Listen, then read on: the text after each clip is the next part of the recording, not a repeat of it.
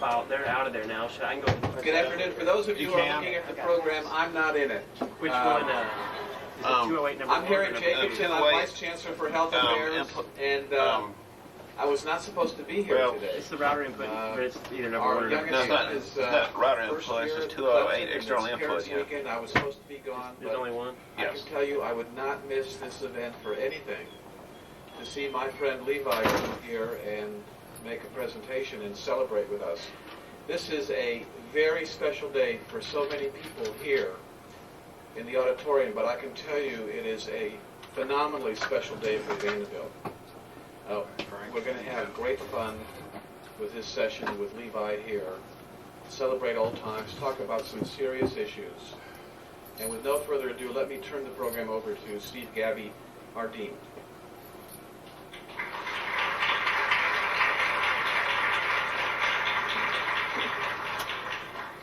Thanks so much, Harry, and thank you and Jan for changing your plans so you could be here with us for this program. On behalf of Vice Chancellor Jacobson, the members of the Dean's Executive Council, all of our faculty and our students, I am honored to welcome you to our first Levi Watkins Jr. lecture on diversity in medical education. We're here today to recognize Dr. Watkins' significant contribution to society, to medicine, and to Vanderbilt, and to celebrate. Instead of beepers, we need next telephones. Yeah. We're also here today to celebrate the establishment of the Office for Diversity in Medical Education at the Vanderbilt University School of Medicine and the establishment of the Levi Watkins Jr. Professorship for Diversity in Medical Education. I want to thank all of our faculty and our students who have contributed their energy and their support over many years to enhance diversity in our School of Medicine. Without their efforts, the establishment of this office would not have been possible. And without their support, our goal to enhance diversity throughout the School of Medicine will not be possible. I consider this goal one of our top priorities in our efforts to move our school to 10 by 10, to be one of the top medical schools in the country by 2010. I can think of no one more qualified to lead us forward to achieve this goal than Dr. George C. Hill, our first Levi Watkins Jr. Professor and Associate Dean for Diversity in Medical Education. Like Dr. Watkins, Dr. Hill has been an advocate for diversity in medical education and science for decades. He has led successful programs to enhance diversity in his nearly 20 years as a faculty member at our alliance partner, Meharry Medical College. Most recently, he accomplished this in his position as Vice President for Sponsored Research at Meharry. I am honored to introduce George and invite him to the podium to begin our program. George?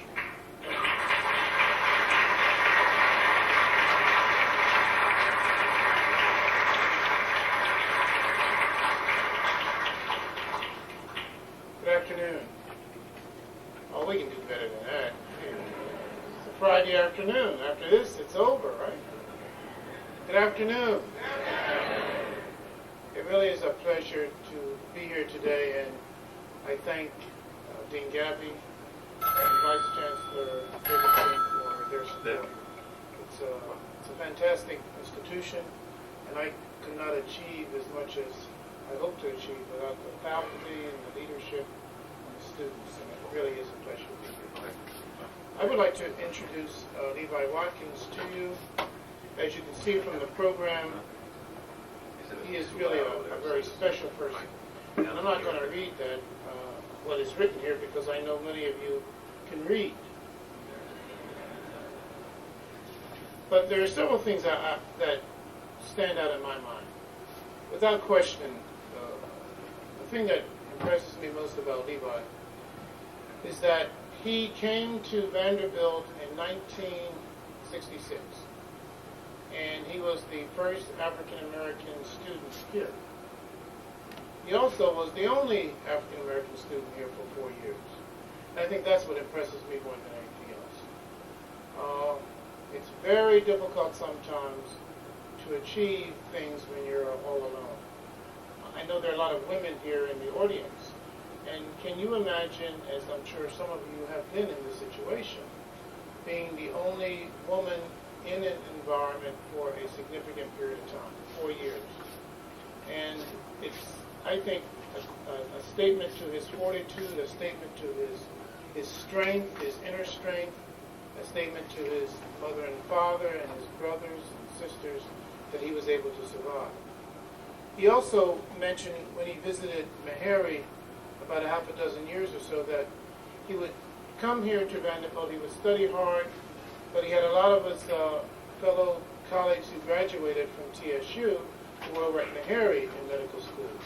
So sometimes he would trek across the town, which as you know is only 3 or 4 miles, and have a chance to comrade with some of his friends. It really is a pleasure for us to have here today the president of Tennessee State University, where my wife received 2 of her degrees, Dr. James Hefner. Could you stand up, Jim, please?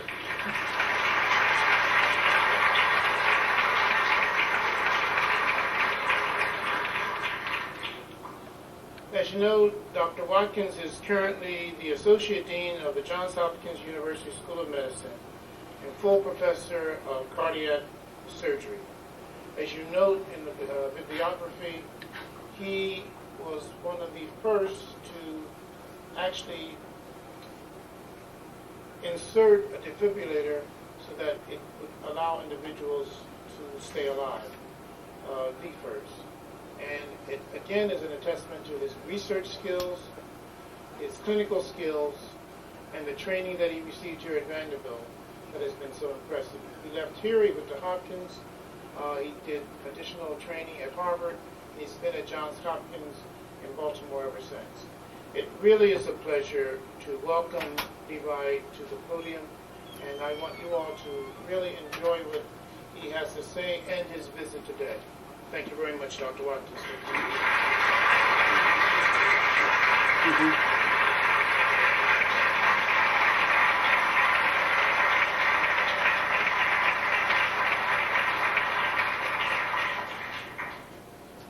I must confess, I am overwhelmed before I start.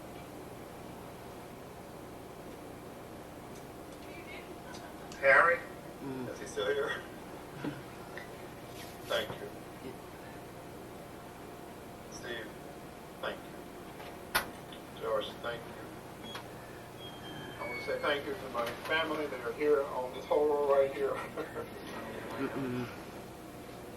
I want to say thank you to my friends I have with me, Lydia Peralta from the University of Maryland, and her parents from the Dominican Republic. This turned out to be a much larger thing than I had anticipated. I will come to other people in the text of what I have to say. I can't tell you, though, how honored and humbled I am today. Thinking of when I first walked onto this campus, I looked at that program, there are doors there, the doors are that old. When I walked through those doors in 1966, I never would have imagined ever what we are doing today. Establishment of professorship, of deanship. Me and Gary, I was taken back when you called me. Frankly, I thought you were trying to offer me for more money.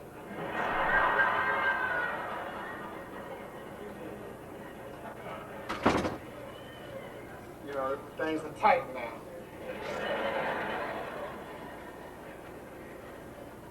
You know, the dean calls you from Vanderbilt. I try to contribute to something called the Candy Robinson Society. I want to thank you personally. Thank you, Vanderbilt. Hello.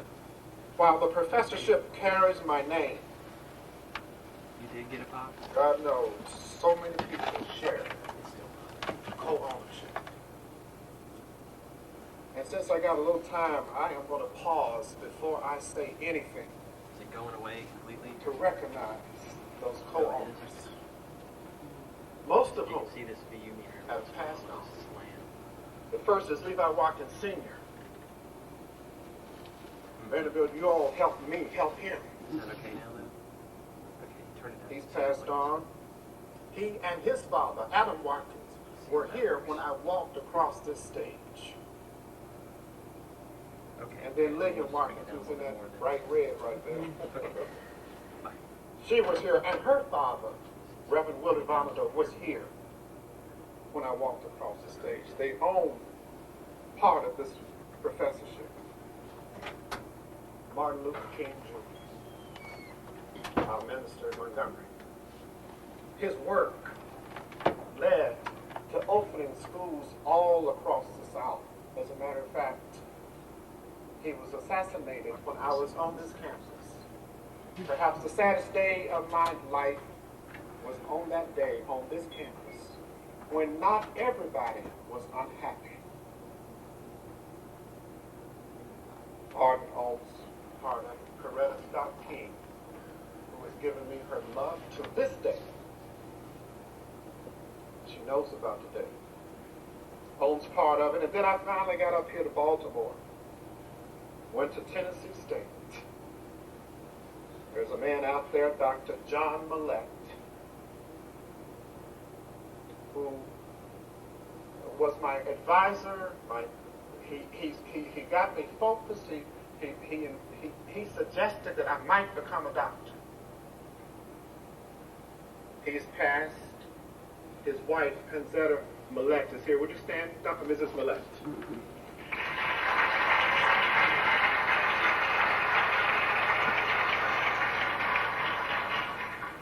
And then there was a guy named Robert Merrill. They took care of him in Vanderbilt here when he had his renal failure. Robert Merrill. Robert was dean at Tennessee State.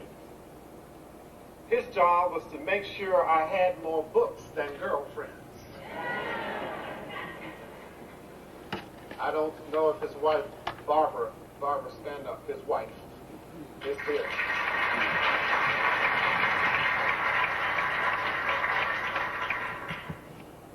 Dean was something else. I couldn't turn without him being around. Both have passed on.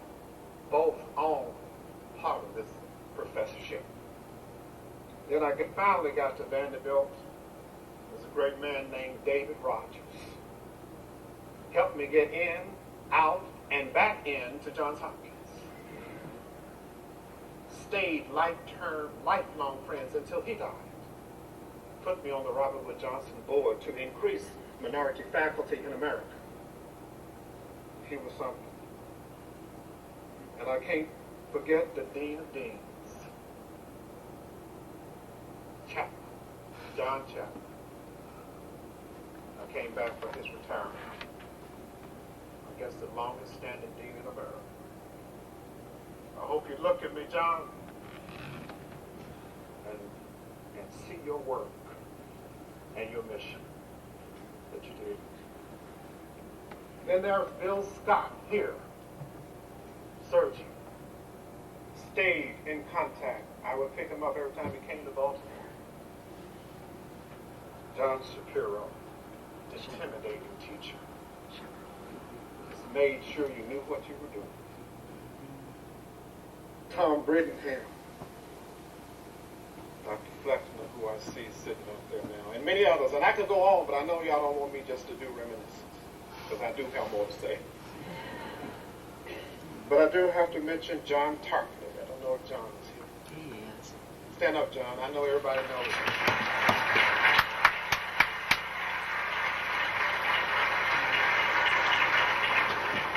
In the first days I was here, John opened his arms.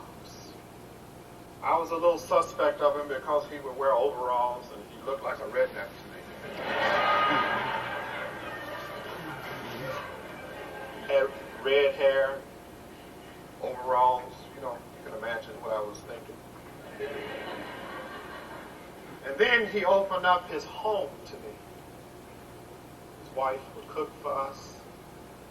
And he went one step further, which made me think he was crazy. He opened up his church. Now you know and I know that black and white folks did not go to the same church. That didn't matter to John Tarpley one iota. I went to that church. John, do you still go to that church? We survived it. Way back then, I saw the roots of his decency and his spirituality. I could go on and on and on and on, but I won't. I just wanted you to know I understand the genesis of my roots and the genesis of this professorship and this deanship. I am most honored to have Dr. George Hill be, and this is going to be the first time I've ever said, the Levi Watkins Jr. Professor of something. I was at a national meeting about 3 weeks ago up in Chicago, the Rumpelwood Johnson thing. I ran into a very prominent scientist, a biochemist, Dr. Harold Amos at Harvard. He said, Levi, I hear that Dr. Hill is going to be the professor at Vanderbilt. He said, an incredible man. Talked about his work in oxidative transport, panasones. You won't be doing that here. You'll be doing much more important stuff. But he was very pleased, and I am pleased. Particularly close to my heart, George, is this whole concept of medical diversity and medical education. That's okay. And while that will be the theme of my talk, the title of my talk will be A Brave and Startling Truth. It comes from a book written by Maya Angelou. Vanderbilt diversity should be more than a group of words. A lot of people make it words, make it committees. Diversity is more than a desirable and honorable concept. Diversity, true diversity, can be therapeutic in our spiritual and institutional and cultural healing, and we have not healed completely.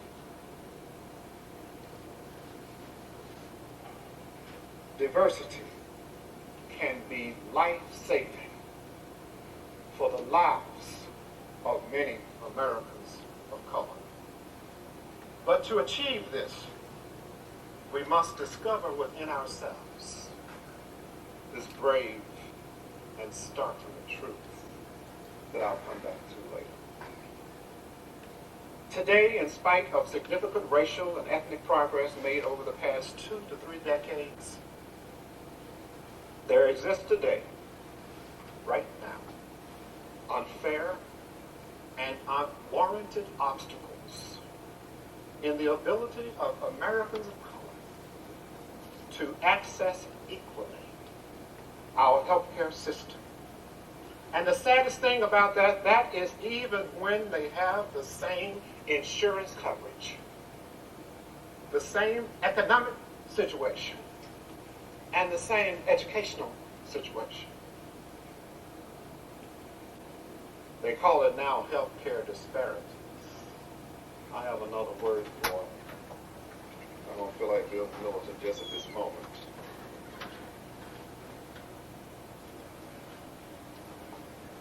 The disparities, the most important thing that I think diversity in medical education will do, will help us deal with the disparities. The lack of diversity is the reason for the disparities. The disparities begin at birth into mortality and follow Americans of color to the grave. The lack of diversity is, in my opinion, the most powerful villain. Let me be more specific now. I didn't bring any slides. They say when you're a professor, you don't have to bring slides. You can just get up and talk. Let your picture be on the wall or something. If you are born African American in this nation right now, and have the same coverage, education and so forth, and happen to enter one of America's emergency rooms, you will be 10% less likely to be diagnosed, 30% less likely to undergo cardiac catheterization, 40% less likely to undergo angioplasty, and 54% less likely to undergo coronary artery bypass surgery. If you are African American and happen to have renal failure, which is a major problem with people with hypertension, and you present with your coverage and your economic status, you're 10% less likely to be evaluated, 20% less likely to get the transplant, 25% more likely to die of the renal disease. If you happen to have lung cancer,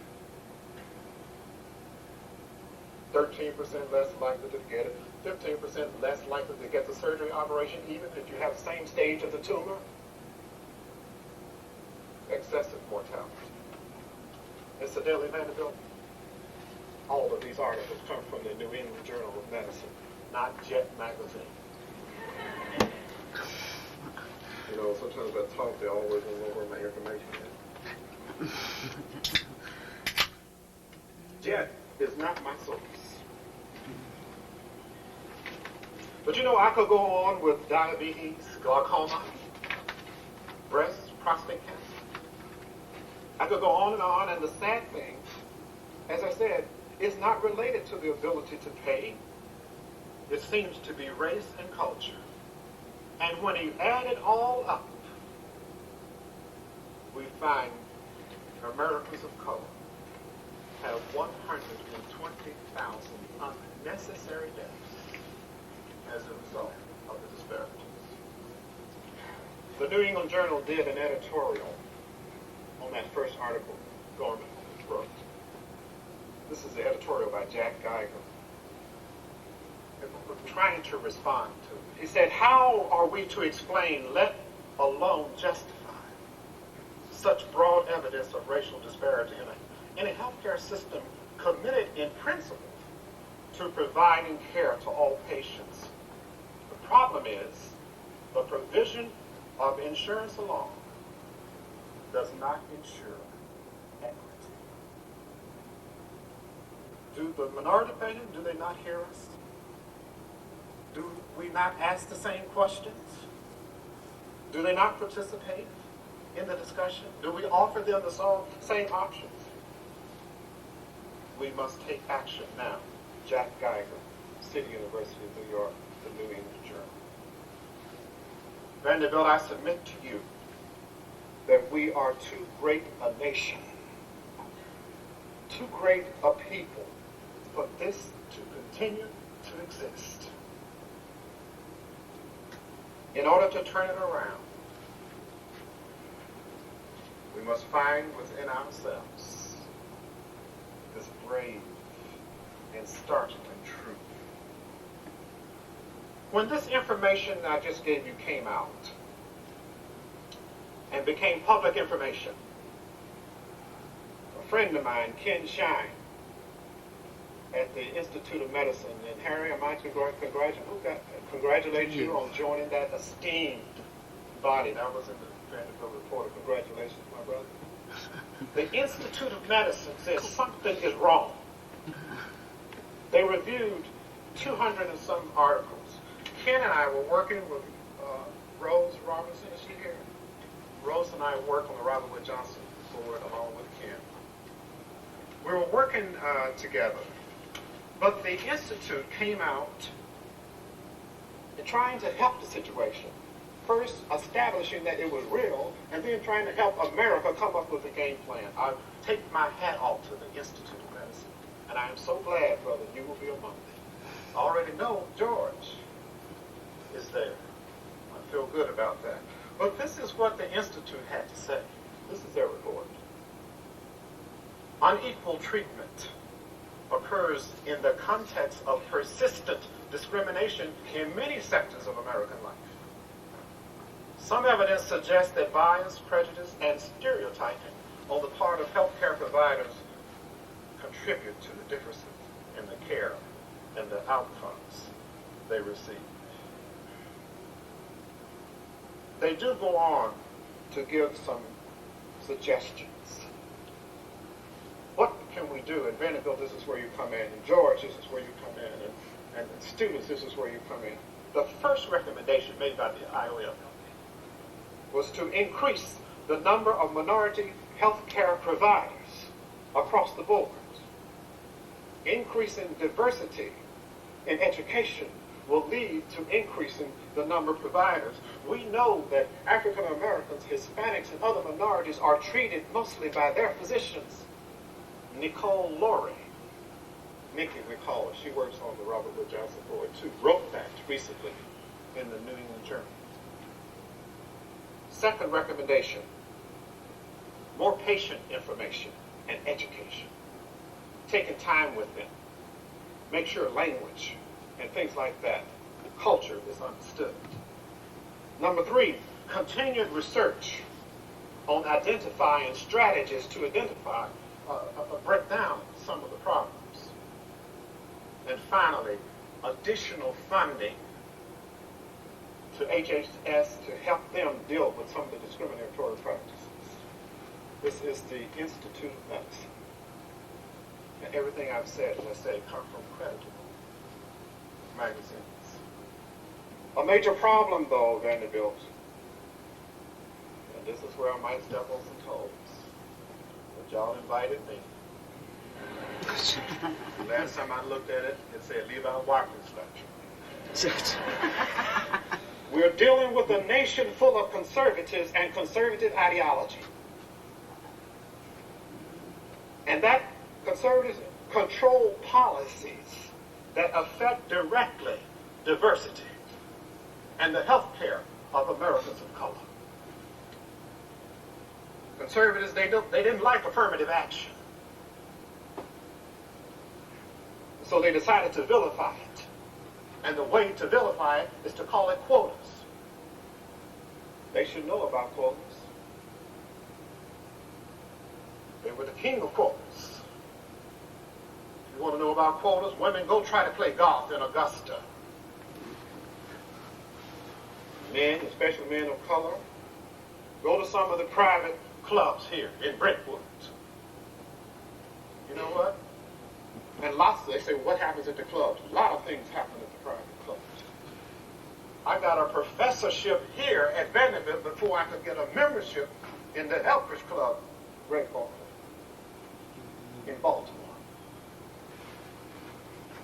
You can't preach publicly diversity and live privately non-diversity. I came here on affirmative action. You say, well, what does that mean? Let me tell you what that meant. My scores, my board scores, John and Tay, they were at the top of the nation. My grades were. But Tennessee State, nobody from Tennessee State had been here. They know what happened with a student from Tennessee State. They gave me the opportunity. Affirmative action got me into Vanderbilt. Watkins action got me out.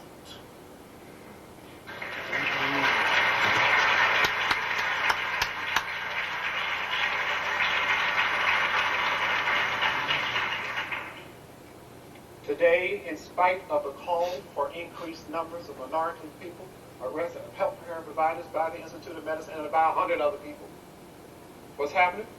As a result of this affirmative action stuff, the number of coming into medical school is way down. At Hopkins, we're hanging because we are fighting.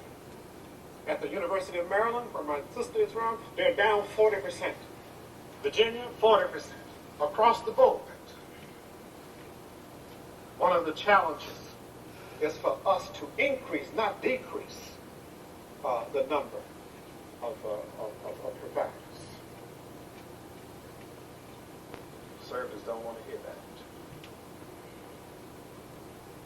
The Institute of Medicine also asked for more funding.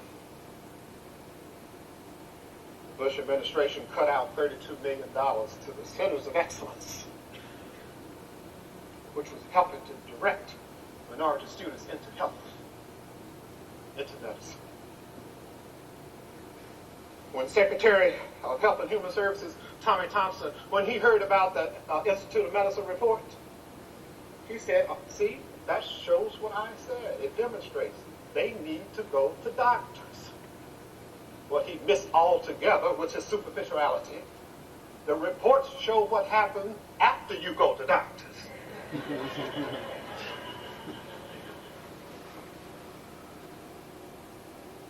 In spite of these problems that I've outlined, the disgraceful disparities in health care, the negative effect of conservative ideology on minority people, and on the number of minority doctors. In spite of that, Vanderbilt, I am still happy. I'm still excited. I was excited about coming here. I'm still hopeful. I'm still looking good and thinking about Dr. Hill and what the potentials for him. But remember, he can't do it alone. I'm still excited about this university. You know, I want to now tell you about that brave and startling truth. It came from my sister Maya. She has given me permission to excerpt and paraphrase some of what she said. Allow me to read about this truth. Vanderbilt, we this people, on a small planet, traveling through a casual space, past stars and suns of indifference, to a destination where all science tells us it is possible and imperative that we learn a brave and startling truth.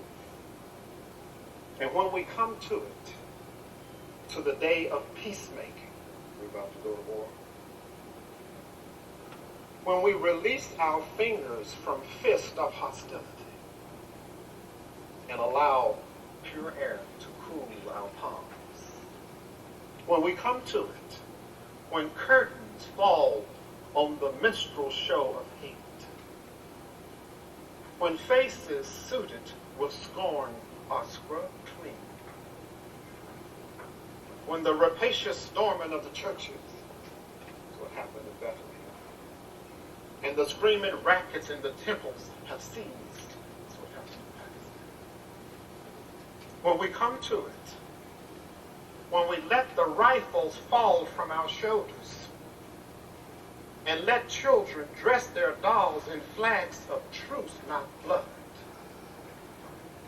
when we come to it, then we will confess that not the pyramids of Egypt, with their stones set in mysterious perfection, nor the gardens of Babylon hanging as eternal beauty, nor the Grand Canyon kindled into delicious color by the sunset, nor the sacred peak of Mount Fuji stretching to the rising sun, neither Father Amazon or Mother Mississippi, who, without favor and without discrimination, nurture all creatures within their depths and on their shores. These are not the true wonders. When we come to it, Vanderbilt, we, this people, who reach daily for the bomb and the blade and the dagger, yet who petition in the dark for tokens of peace. We, this people, in whose mouths sometimes abide cankerous words, yet out of the same mouths come songs of exquisite tenderness and sweetness.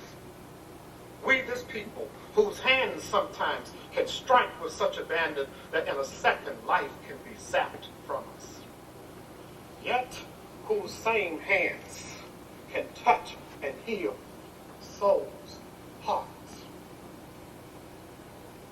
and heal with irresistible tenderness. When to at Vanderbilt. We, this people, created on this earth, of this earth, have the power to fashion this earth. When we come to it, we must confess that we are the miraculous. We are the true wonder of this world. It is this wonder, Vanderbilt, that gave you the decency and courage to create this professorship and deanship and mission.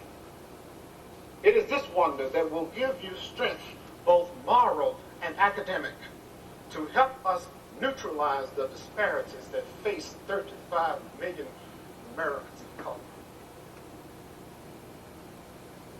It is this wonder that will help you do it through diversity.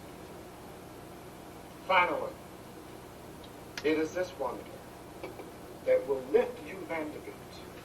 Lift Vanderbilt herself, already gifted and esteemed, like few others. Lift you so high that your institutional eye and your eyes and your institutional heart will be able to see eternity, blessed by equity, equality, and caring for all, like never before. I thank you before my family, before my friends, and before my God, for including me in this vision. Thank you very much.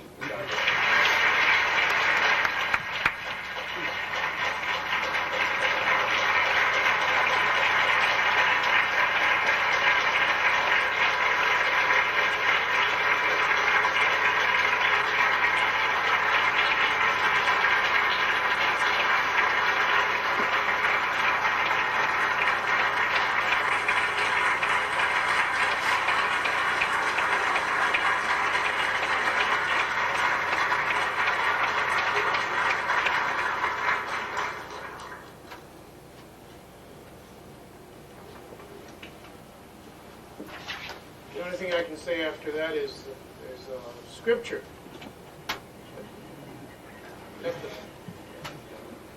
Let the words of my mouth and the meditations of my heart be acceptable in thy sight. O Lord, my strength and my redeemer. Let's give him.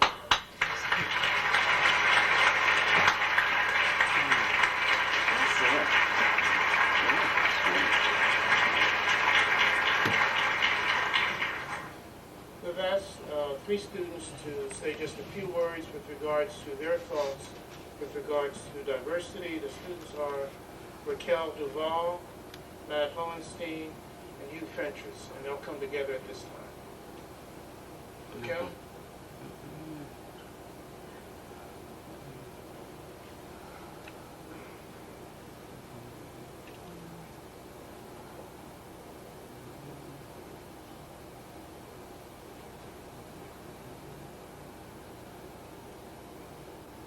Good afternoon, everyone.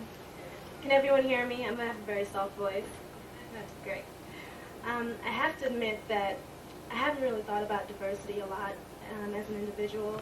And I think that has a lot to do with my background. I'm Jamaican, and I myself am a melting pot. I have a Scottish, Syrian, Indian, white background, and so I had to reflect on this a lot. And I was raised in Miami, and that's just diverse people everywhere, you know, as you can imagine. And so I thought about it and reflecting it throughout the week. And I want to touch on 2 points, I think, why I think diversity is important. And one is being in the classroom as a medical student. It's your opportunity to learn not just about systems and diseases and things like that, but just about people. Because half of what you do will be all of what you do will be communicating with people and talking to people and understanding people on their level, you know. And so once a classmate of mine, Samra, made the same comment to me, and he likes the fact that there are different people here that he can learn from different backgrounds and different ideals. And so these relationships fostered in class, you can take them and, help you in your communication with your patients and also your perceptions of your patients, and about their background and how you can communicate with them in a way that they can understand, and you can understand why they do the things that they do. And also, the other side of that was I thought how it would impact healthcare in general.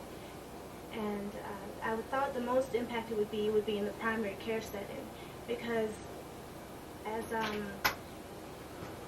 I would see more minorities being in the health professions, and doctors and nurses and things of that nature, there might get more minorities interested in their health, and the fact that we'd have more preventative care and less emergency care. Thank you.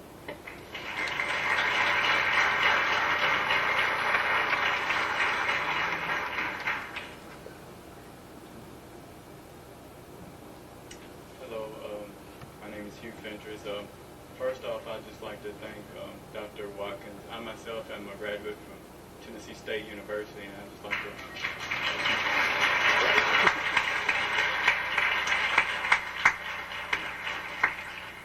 to thank you for paving the way for African Americans and minorities to go from HBCUs and come here at Vanderbilt. So, as we all know, the United States is the world's most powerful country, and I believe this is true because of the diverse people who live here. Therefore, diversity in education is extremely important, given that we are such a diverse country. Vanderbilt is one of the world's top schools, and I believe in order to stay at the top, that we have to continue to create a more diverse training environment. It doesn't make sense to study a wide range and variety of diseases without having a wide variety of people studying them. Diversity in science, in my opinion, creates a think tank of people who target similar questions but at different angles, and ultimately together we can answer more complex questions a lot more quickly. Diversity is important because the lack of it in medicine affects the profession as well as the community. Studies have shown that minority physicians are more likely to provide care to minority populations or serve patients from their own ethnic backgrounds. Well, the same can be said about research. Minorities are more likely to participate in research studies conducted by minority scientists. We need more people studying diseases that are more common in minority populations, and who better to conduct those studies than minority scientists. From a more personal perspective, as an African American graduate student in neuroscience here, I believe it's critical to have support from African American staff and other students. It can be frightening. Imagine yourself in this room and you're the only male of color, 80 to 100 or more students surrounding you, and none of the faculty that are lecturing to you are of your race. Minorities tend to feel more comfortable in a setting with other minorities. I believe that this is very critical for the survival of graduate school, because it can be a very stressful time. This can also come into play when the time comes for a minority student to give a talk, because confidence is very important in this field. Moreover, diversity is very important here at Vanderbilt for the future training of scientists and physicians. And I believe Vanderbilt is on its way to doing a great job of becoming more diverse. This continuation will allow us to train the top students in the world who will be able to study in different environments and answer questions in various ways. It would also increase minority participation in research studies and education, as well as open up doors for minority students to study diseases that affect minorities specifically. Thank you.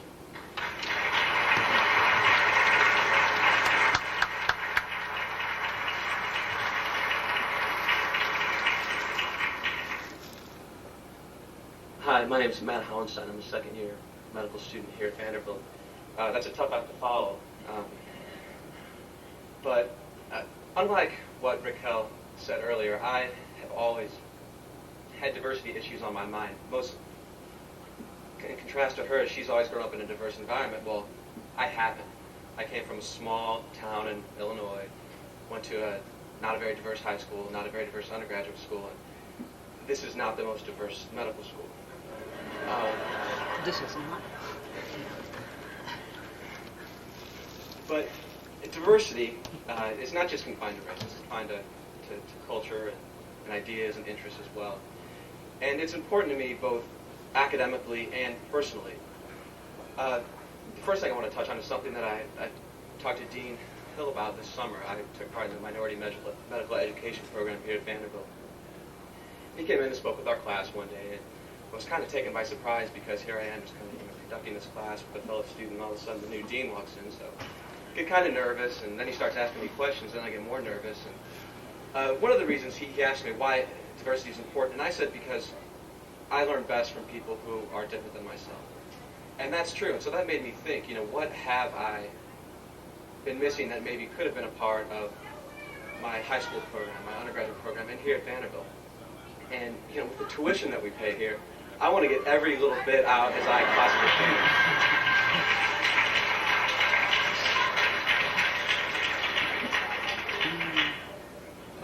But more importantly, not just for myself, that's kind of a selfish thing, but for patients.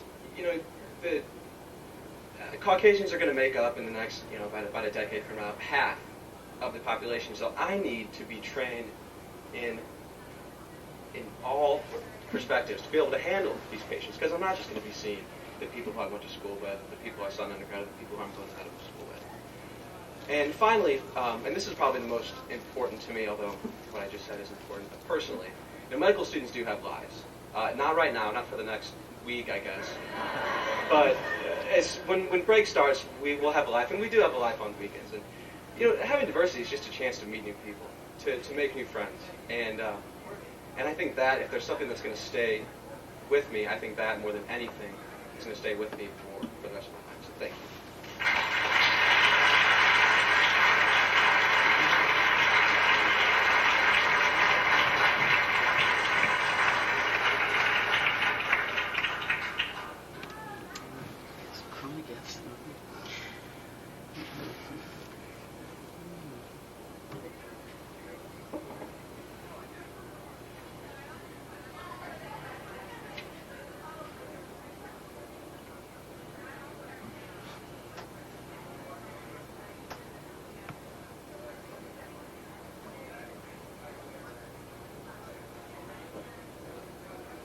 I'd like to do two things now, share just a few brief remarks, and then pass out two awards that we're going to initiate each year.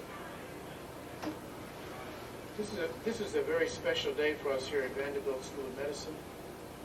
We celebrate the achievements of a distinguished graduate of our institution, Dr. Levi Watkins, Jr. His commitment through the years to excellence in medicine and in creating opportunities for underrepresented minorities has been an example for many throughout this country.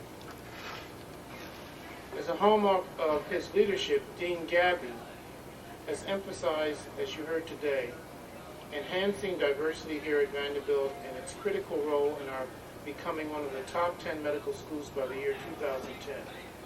As we say, 10 by 10. As a team here at Vanderbilt, we shall be successful. We have the leadership, the ideas, and the experiences necessary to do so. In the final analysis, diversity is important to our institution for several reasons, and you've heard a lot of them today. First of all, it increases the caliber of education at our institution for all students, As Vice Chancellor Jacobson said last night, we are in the learning business.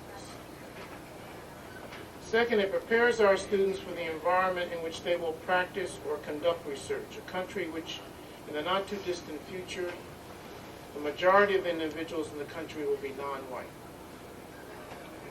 It creates an opportunity to train minority scientists and physicians who will become leaders in the future in this country. It provides manpower of minority scientists and physicians who will help address the national goal of the elimination of health disparities.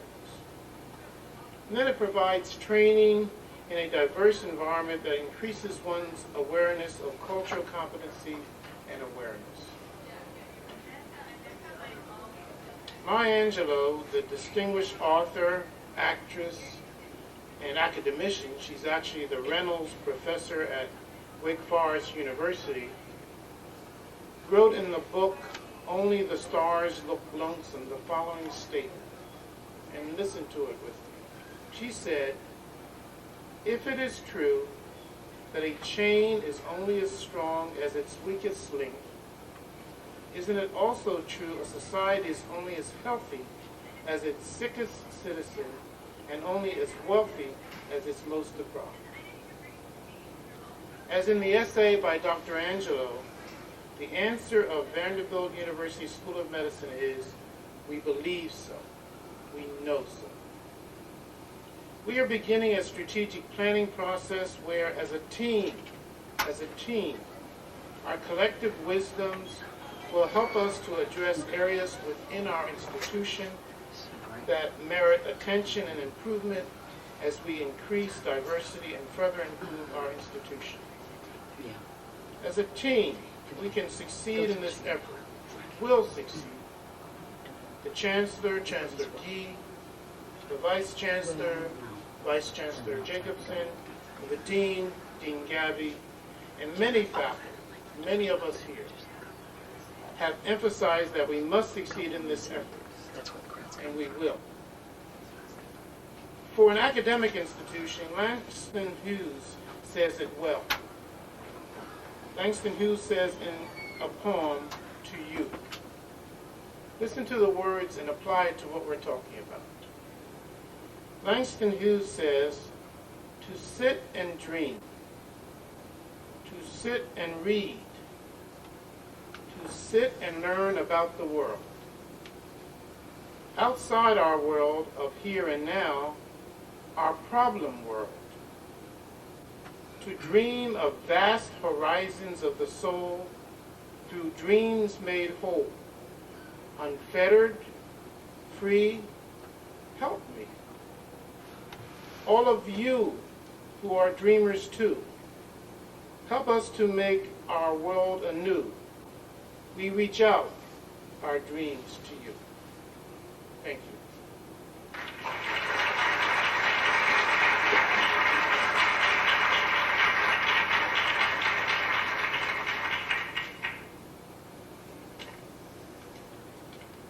On the last page of the program is is a description of the Levi Watkins Jr. MD Award. And while I'm thinking of it, because I keep having these moments when I don't remember things, there's a reception to follow in the lobby of Langford Auditorium, before I forget to say that. The Levi Watkins Jr. MD Award will be given out each year to an individual or individuals from the faculty of the administration who have made outstanding contributions to the institution in fostering the opportunities for underrepresented minorities in our educational and/or research programs.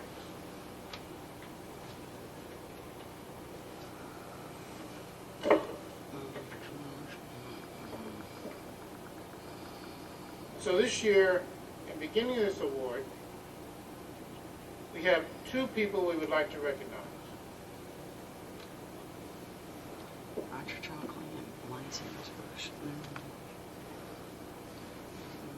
The first person is Elaine Sanders Bush.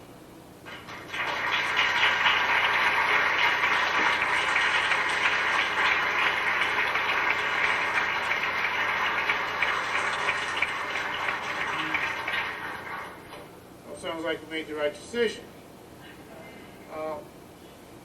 Elaine is on vacation. Thank you. I appreciate that. That's very true. Otherwise, she would be here. You're absolutely right. We had at our home a week after we started, Linda and me, a reception, and Elaine was there. But I've asked Jim Townsell from Meharry to come forward because Elaine has worked very closely with Jim in many, many ways. For those of you who do not know, Elaine is a professor in the Department of Pharmacology. She is the director of the Brain Institute. For many years, she has been training minority students in her laboratory, mentoring students during the summer, and she is just an outstanding scientist.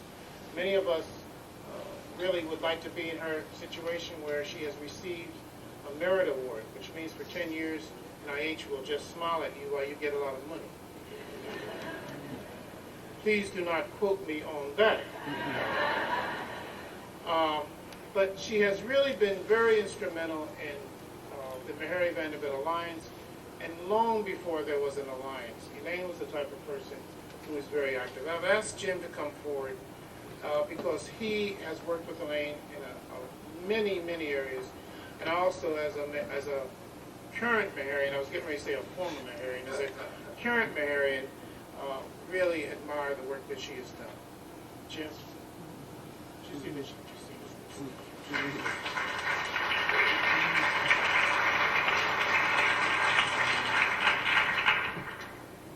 Dean Hill, I'm delighted to accept this on behalf of Elaine. She is indeed very, very deserving of this. She's my partner in crime, I must say. And long before the alliance, long before some of the new initiatives around health, health disparities issues surfaced, Elaine has been working with us at Meharry to bring about diversity in graduate education. And if I may comment, I'm particularly proud of the most recent acquisition. We have jointly partnered in getting a T32 diversity training grant. I know that you've seen that, which, when it's fully operational, will make Meharry Vanderbilt the largest single source trainer of minorities in neuroscience in the nation. Number one. Thank you.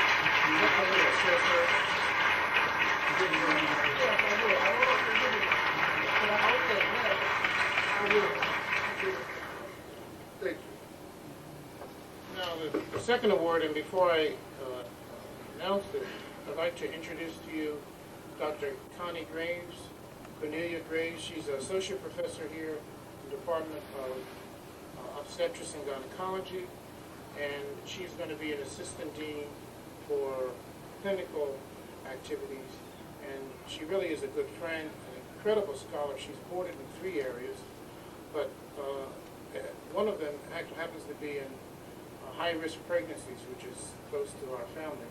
And I just wanted her to assist me in giving out the next award. I'm sure everybody in this room knows who's going to get the next awards. Okay, so the next award goes to a really good friend and a person who has really been a strong supporter of the activities of increasing diversity at the institution. Again, long before there was the Meharry Vanderbilt Alliance. Since I have been here, has been an incredible supporter, advisor, and that's, of course, G. Roger Chalky. Roger.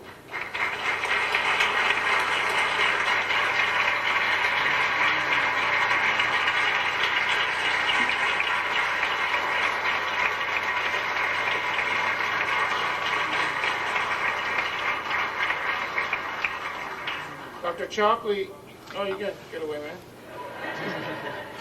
Dr. Chalkley is the Senior Associate Dean for Biomedical Research, Education, and Training. He's also a professor in molecular physiology and biophysics. He has a fantastic staff. All the staff from Brett, stand up. He's got thousands of people working for him.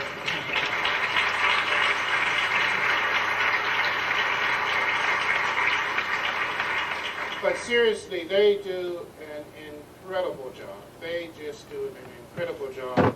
And Roger is an incredible person. I'll mention one thing about Roger, which just shows you the type of person that he is. He has developed a graduate admissions process that is being copied now by the entire institution here at Vanderbilt. I mean, he's just a special guy. And if you wonder, how come that guy looks so thin? Well, He runs all the time. He's just a fantastic person. Roger, please. Well, thank you very much, George. I'm very honored. It's a great privilege.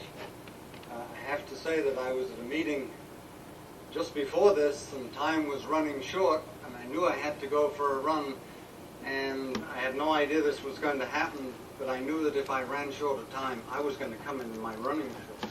So I'm sure glad I didn't. I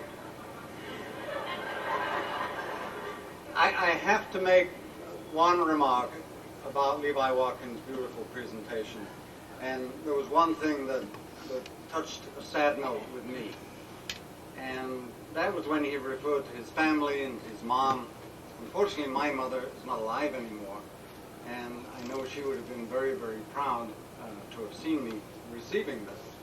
And I just thought I would mention, in terms of the difficulties of being a distinct and a separate group, I was born in a house without any electricity, without any running water, real working class kid.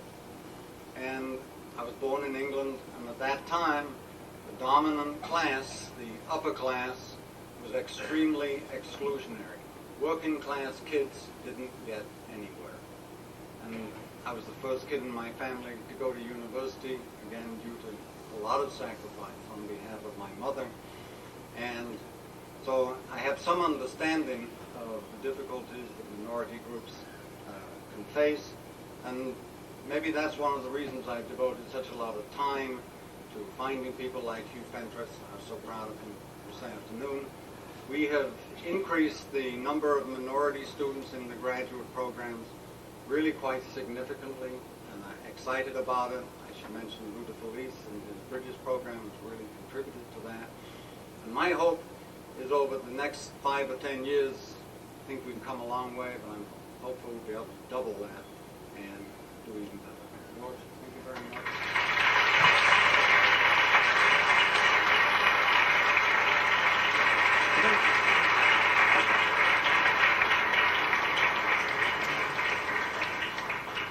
The last thing I would like to do, and it's not last, but one of the most important things I like to do is introduce my family who's here. My son Kevin. Kevin, could you stand, please?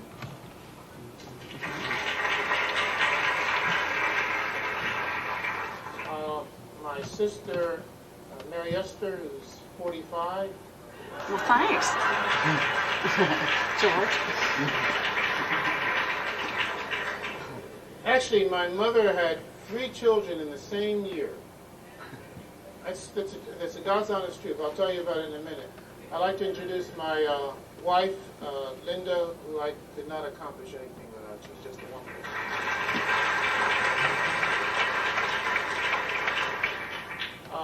I'd like to introduce my brother's friend, Pauline. And I've left the last person, my twin brother, for last. We are identical twins. He's the retarded one. That's nice. Actually, in February of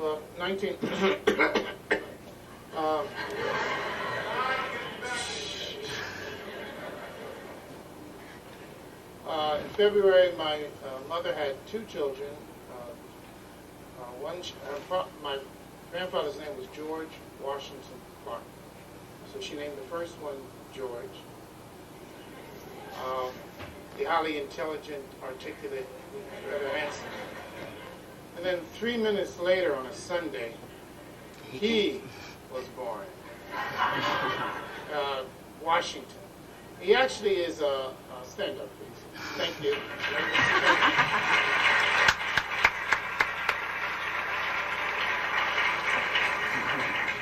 Wash is a very distinguished paleontologist. Is that how you say it? Dean Gabby and Connie are both in that area.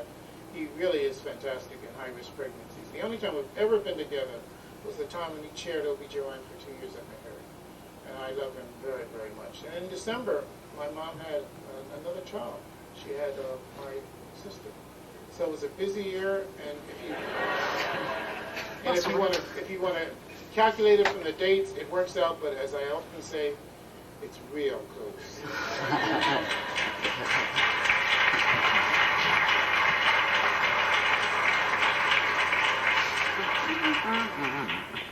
Well, this is one of the most exciting, one of the most moving hours that I've ever spent. And I want to thank George and his staff for organizing this program. Of course, thank Levi for honoring us with his presence and for his comments, which have inspired all of us to move ahead with our efforts on behalf of the students we heard from to enhance diversity throughout the School of Medicine and the university.